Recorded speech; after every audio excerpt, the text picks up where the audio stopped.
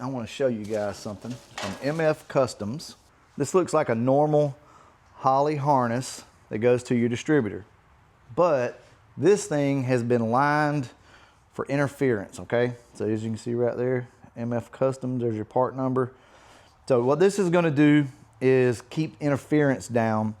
I didn't really know that there was a known issue, if you will, but supposedly with the Holley stuff, this factory connection here that goes to distributor picks up a lot of interference, especially with fuel injected cars going through your injectors and all of that, like laying up against everything.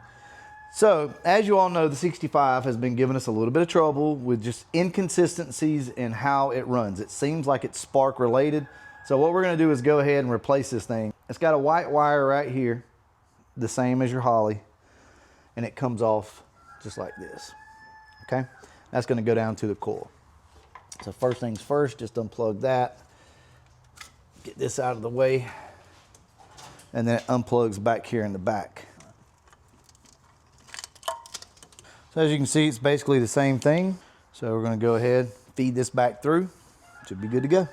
I just left the white wire, I didn't wrap it or anything. It's probably a little too short, but that's fine. And what we'll do is take it out maybe later this evening and see if that fixes the problem. We're actually about to head over to Papa T's right now for a little Christmas gathering. So we're gonna go there and hang out with him, then I'll come back and test this out. Look, I don't know that that's the problem with this car, but it's worth going ahead and doing it. Shielding is the word I was actually looking for. This thing is shielded to keep interference down. So that's gonna be the difference. Also, got something coming from MF Customs and Anderson Ford Motorsport that I think you guys are gonna like when it comes to distributors and stuff. Berger's already ordered one and they're not even available yet. But it's gonna be really awesome and we'll talk about that a little later. Anyway, with that being said, we'll catch back up with you guys later on this evening.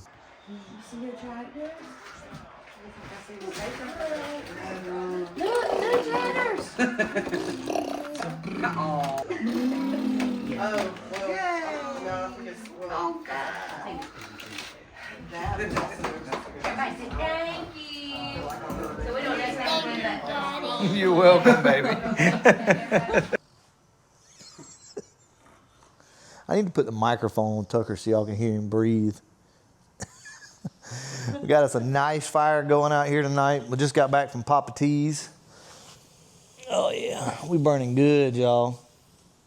And we took the car back down the road after we got back and it's still breaking up. So that was not the fix for this car, although I do believe that that's going to be better since it's shielded.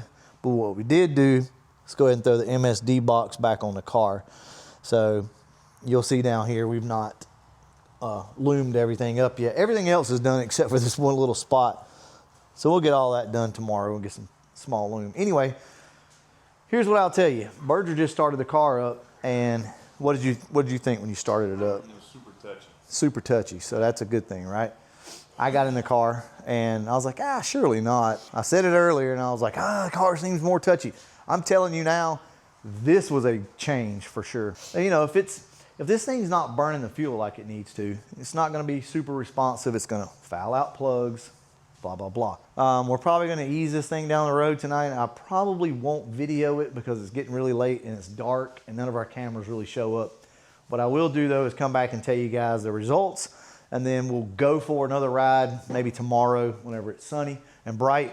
And hopefully this fixes our problem, because I just don't believe it's a carburetor issue. And I know it's not an engine issue. So anyway, I'll let you guys know when we get back and we'll wrap this thing up. All right, guys, we're back. I think that's it. I think that did it. It was clean all the way through the pull. Sorry we didn't video. I honestly didn't figure it was gonna help. I think that fixed the car. I really do. And I've said this so many times in the past. I know you guys are like, oh, we've heard it all. And I may be wrong on this. Here's what I'll say. We hit it, what, 4 times, right? The first time the car was sluggish and then just kind of come to life. It could have very well just been cleaning the plugs off. And then we turned around, we hit it again in second, and it felt clean. It felt like a clean pull. Car wasn't really pulling the hardest. It's only got 27 degrees of timing in it, but it felt clean. So then we went down, hit it in second again, and it felt a little better. and we turned around, hit it in first and second and third, and it felt awesome. It was blowing the tires off on motor in second, which it's 35 degrees right now. Anyway, point is, I think that's it, y'all. I'll keep you updated. We'll go for a ride in the car. I'm gonna change the oil tomorrow, change the plugs in it.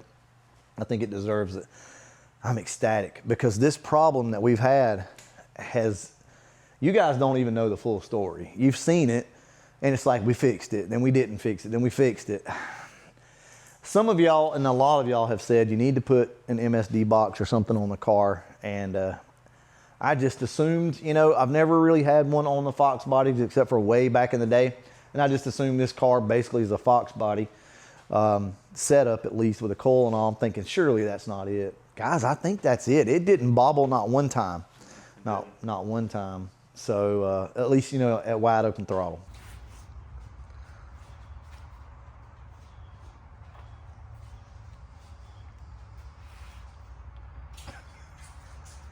This is the stuff you got to do as a car guy sometimes. It's not always pretty, but you got to make shit happen. And we had to make some shit happen. So if you guys are wondering what I'm doing, the trim on this car does not sit like it's supposed to. This piece has already come off. So this is the original piece that was on the car, and this is all aftermarket. So the aftermarket piece fell off, blew off going down the road. So I went back and found the original piece and basically went in with some urethane, which is what you use to install auto glass with, and dab a little on each clip and then tape everything down in place how you want it. It will make it aggravating to get off, no doubt, but you got to do what you got to do. When the clips won't hold, it is what it is. So we got a lot of stuff going on right here. And basically what we're doing is trying to seal up that bottom portion down there. Let's go ahead and start taking some of this stuff off, see if it worked.